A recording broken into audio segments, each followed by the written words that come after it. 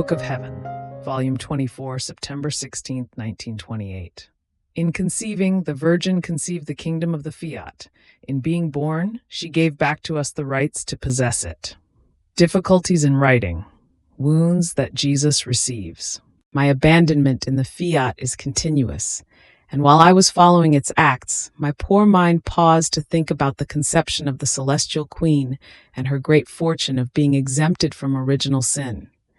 And my beloved Jesus, moving in my interior, told me, "My daughter, the seed with which the celestial sovereign was conceived was taken from the human stock, because she too had her human life as all other creatures, as I too had.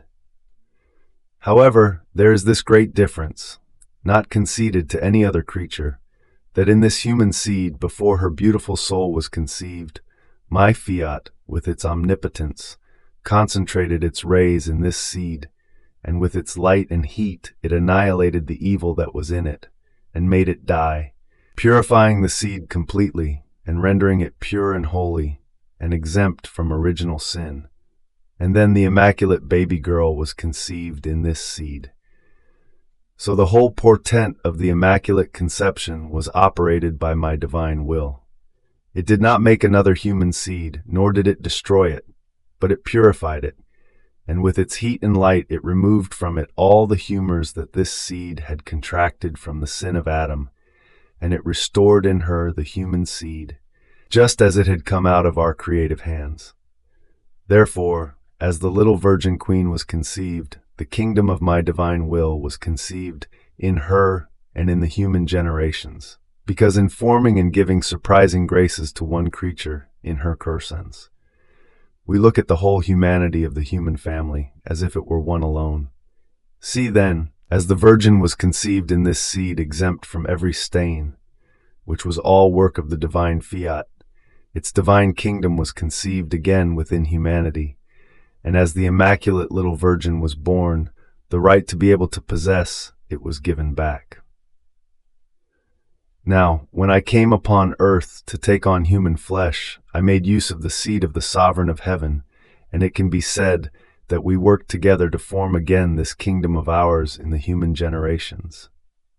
So, there is nothing left but to know it in order to possess it, and this is why I am manifesting what belongs to my kingdom and to my divine will, so that the creature may cover its ways, follow our steps, and take possession of it.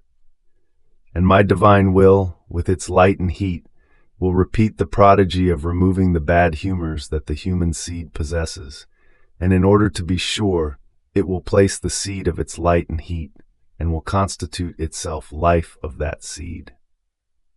And so they will exchange possession. My divine will take possession of the seed, in order to form in it its life of light, of heat and sanctity, and the creature will return to take new possession of the kingdom of my divine Fiat. See then, my daughter, everything is ready. Nothing else is needed but to make it known.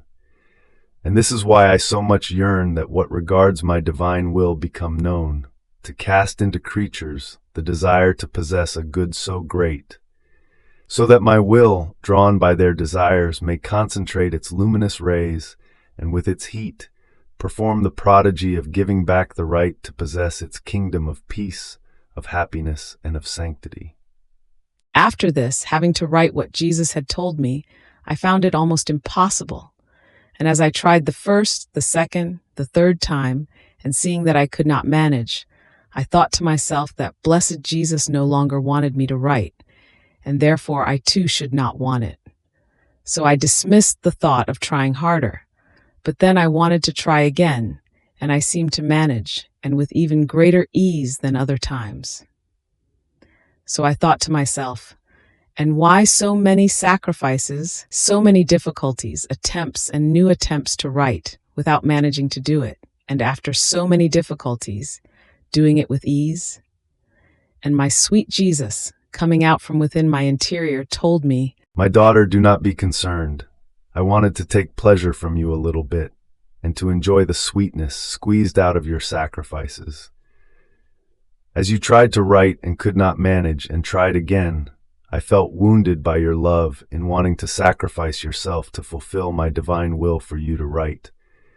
And I, to take pleasure from your wounds, rendered you incapable of keeping your eyes open in order to right.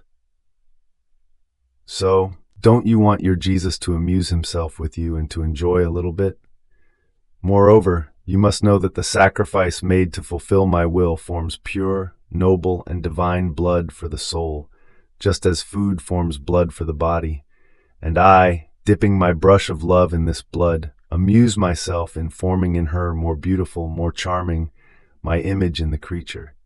Therefore, let me do, and you, think only of doing my divine will, and I will do something more beautiful in the little newborn of my adorable will.